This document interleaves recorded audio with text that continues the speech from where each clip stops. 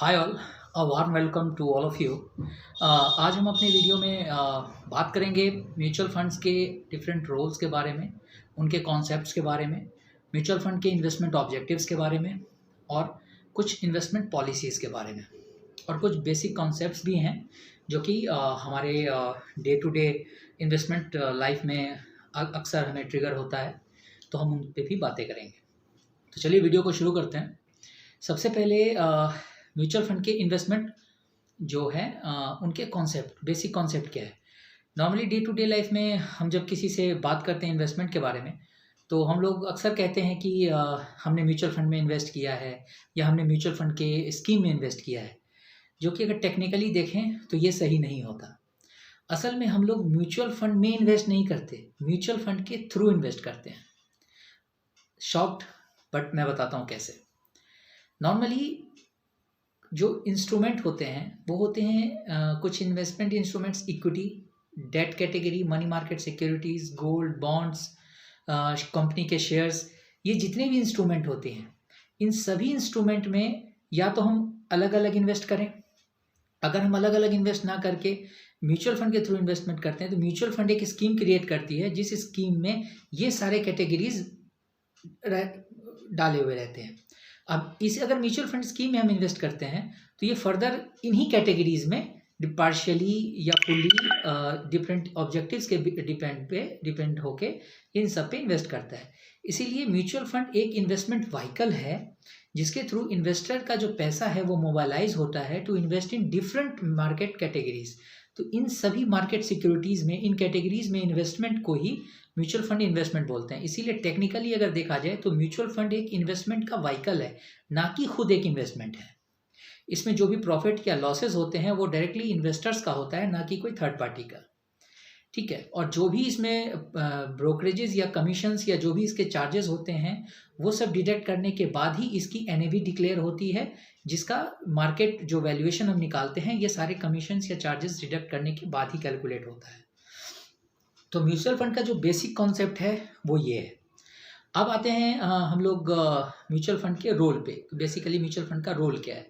तो जो सबसे प्राइमरी रोल है म्यूचुअल फंड का, वो रोल है कि जो भी इन्वेस्टर से पैसा म्यूचुअल फंड्स लेती हैं उन पे एक इनकम जनरेट करना, उनकी वेल्थ को बिल्ड करना, डिफरेंट मार्केट अपॉर्चुनिटीज़ को आइडेंटिफाई करके वहाँ इन्वेस्ट करके और ओवरऑल वेल्थ क्रिएशन करना। ये जो प्राइमरी ऑब्जेक्टिव है म्यूचुअल फंड का। बट म्यूचुअल फंड का एक रोल और भी है जो कि इकोनॉमी डेवलपमेंट में और नेशन बिल्डिंग में होता है। वो कैसे? म्यूचुअल फंड डायरेक्टली और इनडायरेक्टली जब भी किसी मार्केट इंस्ट्रूमेंट में इन्वेस्ट करती है तो वो पैसा या तो यूज़ होता है गवर्नमेंट के प्रोजेक्ट्स को फंड करने में, या तो किसी कंपनी के अगर स्टॉक्स या शेयर्स ले रही है तो वो पैसा उन कंपनियों के प्रोजेक्ट्स को डिलीवर करने में या उनके एक्सपेंसेस को पे आउट करने में यूज़ होता है। अगर कंपनी के प्रोजेक्ट्स बनेंगे तो कंपनी में एम्प्लॉयमेंट जनरेट होगी, लोगों के पास इनकम अपॉर्चुनिटीज़ आएगी, लोग उस इनकम से और गुड्स एंड सर्विसेज खरीदेंगे दूसरे कंपनियों के। इसी तरह दूसरे कंपनियों में भी पैसा आएगा, फिर दूसरे कंपनी भी अपने प्रोजेक्ट्स इनिशिएट करेंगी। तो ओवरऑल ये इकोनॉमिक डेवलपमेंट में ये एक साइकिल बन जाता है जिससे इकोनॉमिक डेवलपमेंट होती है। और गवर्नमेंट को भी इससे डायरेक्टली और इनडायरेक्टली फ़ायदा होता है। वो ऐसे कि अगर लोगों की इनकम अगर इंक्रीज़ होगी, लोगों के पास पैसा आएगा, तो गवर्नमेंट को रेवेन्यू कलेक्शंस में फ़ायदा मिलता है टैक्सेस के थ्रू और अदर मीन्स के थ्रू। अगर इन्हीं कलेक्शंस को, इन्हीं रेवेन्यू को अगर प्रूडेंटली यूटिलाइज किया जाता है गवर्नमेंट के थ्रू, तो ये फर्दर नेशन बिल्डिंग में हेल्प आउट करता है हमें।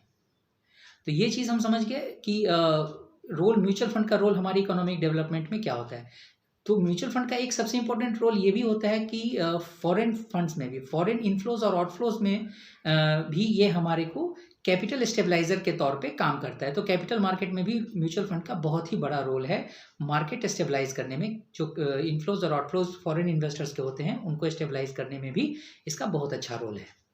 अब हम लोग बात करेंगे इन्वेस्टमेंट ऑब्जेक्टिव्स के बारे में। तो म्यूचुअल फंड में जब हम लोग इन्वेस्ट करते हैं तो इन्वेस्टमेंट कोई खास ऑब्जेक्टिव के थ्रू इन्वेस्ट करते हैं। हर एक इन्वेस्टर का इन्वेस्टमेंट ऑब्जेक्टिव सेम नहीं होता। सबकी नीड्स और सबकी परफॉर्मेंसेस, सबकी इन्वेस्टमेंट के जो प्रायोरिटीज़ हैं वो अलग अलग होते हैं। किसी को लिक्विडिटी चाहिए होती है मार्केट में कि उनका पैसा इन्वेस्ट हो और वो जब चाहे निकाल सकें। किसी को लंबे टाइम के लिए अपने रिटायरमेंट के लिए या कोई कोई खास गोल के लिए इन्वेस्ट करना होता है। तो किसी को रेगुलर इनकम चाहिए होता है मार्केट से या उस फंड से, उस इन्वेस्टमेंट से।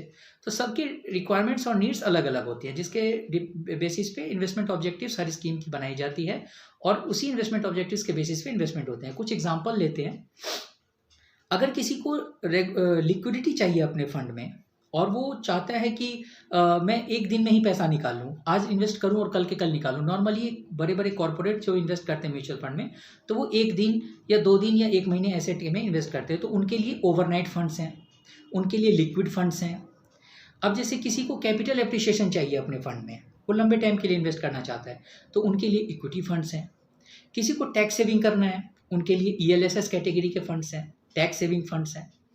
किसी को एक स्टेडी इनकम जनरेट करना है ओवर द लॉन्ग टर्म, उनके लिए लॉन्ग ड्यूरेशन फंड्स हैं। तो ऐसे ऐसे कुछ स्कीम्स में और कुछ depending upon the investment objectives different different funds हैं जिसपे प्रोफेशनल मैनेजमेंट के साथ जो है इन्वेस्टमेंट की जाती है। ठीक है, अब हम लोग बात करेंगे कि इन्वेस्टमेंट पॉलिसीज़ क्या होती हैं म्यूचुअल फंड्स में। तो जो भी इन्वेस्टमेंट होती है म्यूचुअल फंड की, वो ऑब्जेक्टिव्स होने के साथ साथ और उनके हर एक इन्वेस्टमेंट के ऑब्जेक्टिव्स होने के साथ साथ कुछ पॉलिसीज़ को भी फॉलो करती हैं।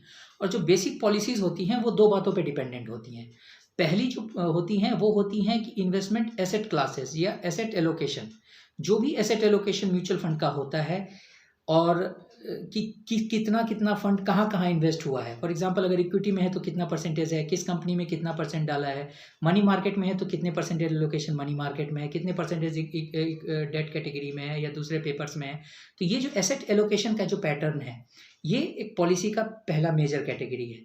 जो दूसरी कैटेगरी है जो पॉलिसी में आती है, वो आती है इन्वेस्टमेंट स्टाइल। जो इन्वेस्टमेंट स्टाइल होती है वो ये बताती है कि जो भी फंड मैनेजर है, जो भी हमारे फंड को मैनेज कर रहा है, उस स्कीम पर्टिकुलर स्कीम को जो मैनेज कर रहा है, वो कौन से स्टाइल को लेके चल रहा है उस पर्टिकुलर स्कीम में।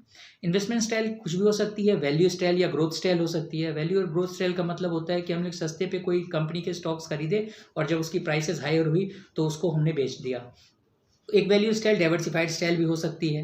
डाइवर्सिफाइड स्टाइल भी होती है कि डिफरेंट डिफरेंट सेक्टर्स के कंपनियों को हमने उठा लिया और उसको एक पर्टिकुलर वैल्यू पे उसको सेल आउट किया। तो ये इन्वेस्टमेंट स्टाइल्स हैं। तो ये इन्वेस्टमेंट स्टाइल और एसेट एलोकेशन, इन दोनों चीज़ों को लेके ही इन्वेस्टमेंट पॉलिसी डिसाइड की जाती है। और इन सभी चीज़ों का जो डिटेल होता है हर स्कीम के लिए, जब भी कोई स्कीम नई लॉन्च होती है तो एक SID एक डॉक्यूमेंट भी साथ में इंट्रोड्यूस की जाती है, जिसको हम लोग स्कीम इंफॉर्मेशन डॉक्यूमेंट बोलते हैं, जिसको हम लोग शॉर्ट में SID भी बोलते हैं। इस स्कीम इंफॉर्मेशन डॉक्यूमेंट में इन्वेस्टमेंट ऑब्जेक्टिव्स, आपका फंड मैनेजर, इन्वेस्टमेंट का एलोकेशन, उनके जो भी उनका इन्वेस्टमेंट स्टाइल है, ये सारा कुछ उसमें मेंशन होता है। तो एक स्मार्ट इन्वेस्टर वही होता है जो इन सारी डिटेल्स को और अपनी नीड्स को देखते हुए इन्वेस्टमेंट म्यूचुअल फंड में करता है। अब हम लोग आते हैं अगले कैटेगरी पे, जो कि है जो बेसिक जो कॉन्सेप्ट्स हैं आजकल जो अक्सर हमने सुनने को मिलता है कि म्यूचुअल फंड में यूनिट्स क्या होते हैं, NAV क्या होते हैं, AUM क्या होता है, मार्क टू मार्केट क्या होता है, ये सब चीज़ें सुनने को मिलती है। तो आइए बारी बारी से जानते हैं क्या होता है। सबसे पहले आते हैं यूनिट्स पे। तो यूनिट्स एक वो इकाई होती है, एक ऐसी इकाई है जो भी हमारा इन्वेस्टमेंट म्यूचुअल फंड में जाता है वो यूनिट्स के रूप में ही हमें एलोकेट करके मिलता है। जैसे कि एक उसका एक रेफरेंस हो गया। हमने अगर 100 रुपये लगाए और अगर हमें 10 यूनिट्स एलोकेट हुए तो इसका मतलब है कि हमें 10 रुपये का 1 यूनिट अलॉट हुआ है। तो यूनिट्स उसको रिसेंबल करता है हमारे इन्वेस्टमेंट को। ये नंबर ऑफ यूनिट्स में ही हमारी इन्वेस्टमेंट को हमें एलोकेट किया जाता है। दूसरा आता है face value. Face value normally जो देखा जाता है वो 10 रुपये की ही होती है। ये जब कोई नया स्कीम या नया फंड लॉन्च होता है म्यूचुअल फंड का, तो ये उसकी इनिशियल प्राइस, आप कह सकते हैं कि इनिशियल प्राइस जो होती है वो फेस वैल्यू होती है। ये टिपिकली 10 रुपये का ही होता है। अब एक होता है यूनिट कैपिटल।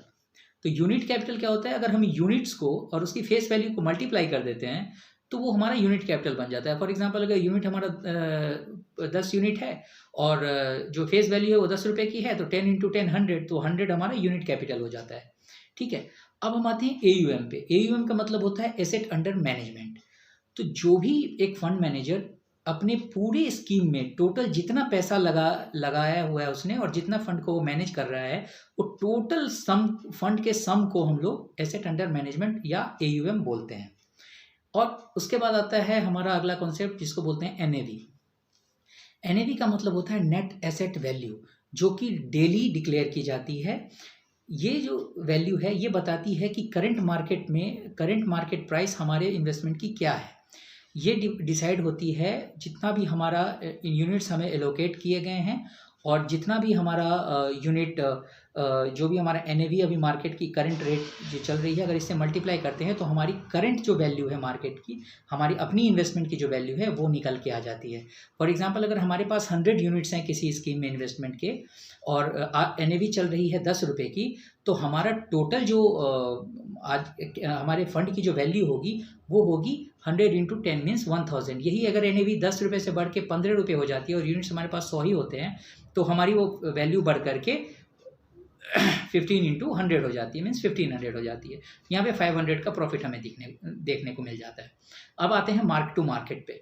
तो मार्क टू मार्केट एक ऐसा प्रोसेस होता है जिसमें कि किसी स्कीम में लगे हुए सिक्योरिटीज़ की करंट मार्केट प्राइस को हम लोग वैल्यूएट करते हैं, और ये डेली बेसिस पे किया जाता है, और इसी के बेसिस पे आगे चल के NAV डिक्लेयर की जाती है।